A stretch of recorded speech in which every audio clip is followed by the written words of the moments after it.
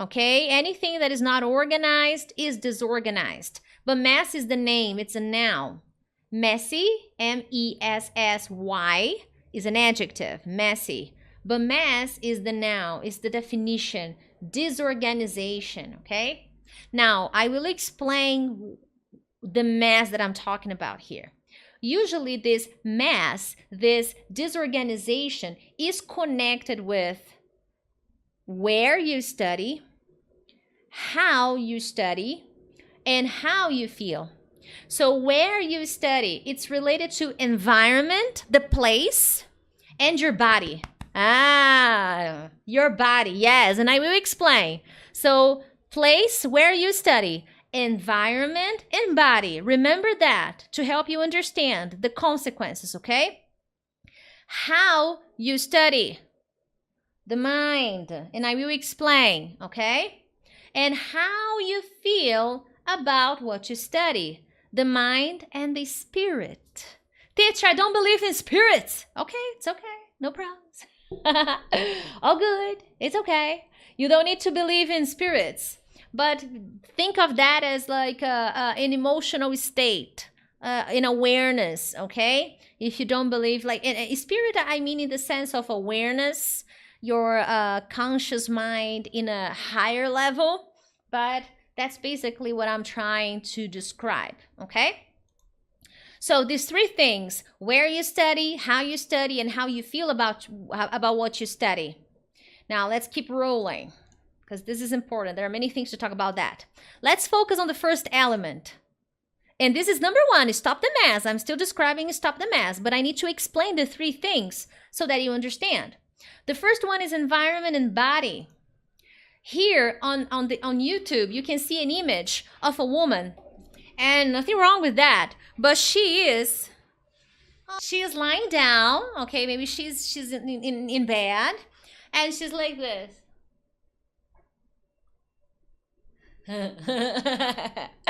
Yeah, she's not smiling, but I am.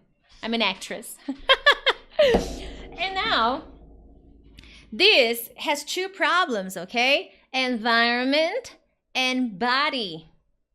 How would you feel if I were like this? I'm Teacher Prix. Yo. Hi. Can I help you? That's not nice. Environment and body. Posture. Alert. You need to be alert when you're studying. So this is something that happens to a lot of students. Unfortunately, because of the way social media is being spread all over the world, we are tending to confuse studying and entertainment. It is amazing to connect both, but it's not always possible to connect entertainment and studying. And your environment, the place, when I'm talking about environment, when I say the word environment, I'm talking about place, where you study, and your body, your posture. Guys, if you're in bed right now watching this lesson, that's cool, but you're not going to get a lot of information. Ideally, you should be taking notes, writing things down.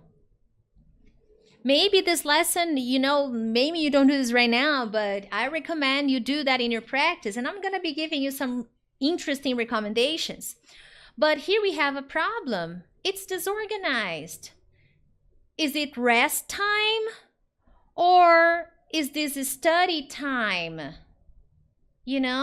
This is bad. You are confusing your brain. Remember the brain? It's like a computer.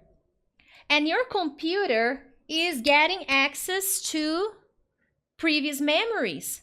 So if you're constantly trying to study when you're relaxing, you will confuse your brain. When it's time to study, you study. When it's time to sleep and relax, relax. So if you're in bed watching videos, watch videos, but don't say that's studying, because it is not. You are sending the wrong signals to your body. Tony Robbins, he talks a lot about that.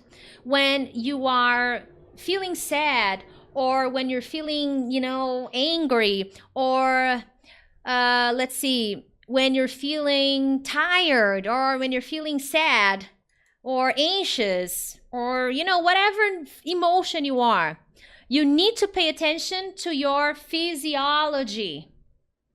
Your physiology. What is this? Your body. That's what physiology talks about. It's how your body works. So one thing you need to stop doing is this. We're choosing the wrong place, the wrong environment, and using the wrong body posture. Sit down, grab a piece of paper, and study. Last week, I started reviewing an online course that I bought, and the teacher added some new lessons. Has nothing to do with language, okay? It's about something else. And this was the first thing he talked about. Physiology. Write down. Focus. This will impact your learning, your results. That's very, very important. You have no idea how much that impacts you. So here I am. I have my environment to study, to focus. When it's relaxed time, it's relaxed time. When it's time to work, it's time to work. How you study. This is the second element. How you study. Here again on YouTube, you can see the slide. And there's a picture of a man exercising. He's using a gym equipment. And he's reading a book. He's doing leg work and he's holding a book. That's ridiculous. That's bonkers, okay? That's no, okay? That's a big no. Do you know the word bonkers? By the way, bonkers. Now, are you using your core skills when studying English? Cognitive skills. For example, what are some cognitive skills? Thinking, reading, remembering, reasoning, paying attention. Are you using all these core skills when you're studying English? To learn English or any other thing, you need to stop, pay attention, reason, remember. Otherwise, you're not going to learn. Depending on where you are, it is very difficult to access your core skills. How are you going to take notes if you're fucking driving? So many people don't know bunkers. Bunkers is crazy. Okay?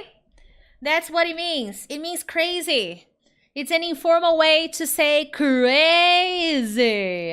You can also say go bonkers, go crazy. It's a possibility. So how are you going to use your reasoning while driving the car and listening to a podcast? What is your reasoning? Analyzing. Agree, disagree, analyzing information, paying attention to details.